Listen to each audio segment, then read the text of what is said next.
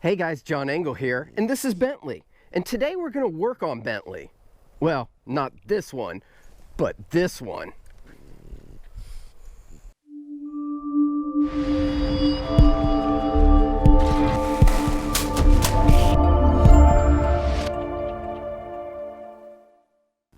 So today I'm going to show you how to put a Bentley Continental GT into jack mode. I'm also going to show you how to take it out of jack mode. That way when you're done, you can drive off in fashion. Now, it's very easy to do, but it's something that you must do to save the suspension on here. And this suspension is an air ride suspension, which means it's very expensive if you mess it up. Now, you can tell that I have an aftermarket set of wheels on here. And when I first bought the car, I absolutely loved it. Though, as I've gotten older and people asking me if I sell drugs, I think it's time to go back to what it looked like factory. So I purchased a factory set of wheels for it, and we're going to put those on today, which goes hand in hand with putting it into jack mode. All right, let's get started. Okay, so we're going to go ahead and put her in jack mode so we can raise her up, and all we have to do is hold down on the suspension and the ride height at the same time. Once I press those down, we'll see in our main display up here when we're in jack mode. And there we go.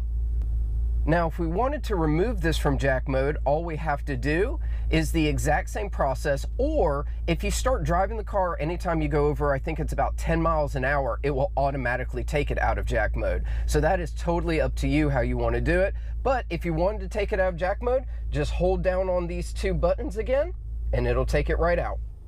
Okay, now that the car is in jack mode, I'm ready to get to the real work, which I'm totally excited about.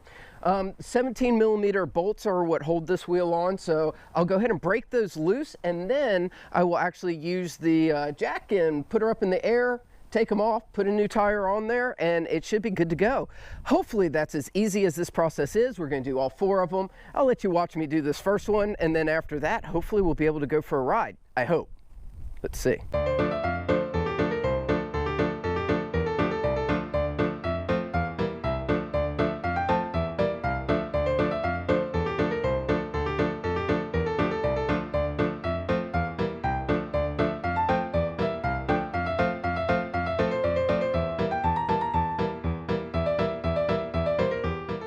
What a difference this makes. Now, I went with chrome, so it's still got a little of the gangster to it, and I've got the center caps, which these actually screw on, but you'll get an idea of what they look like now. So this, compared to those, well, I think it's all a preference of taste, but I'm very happy with how this is going to look, and it's amazing.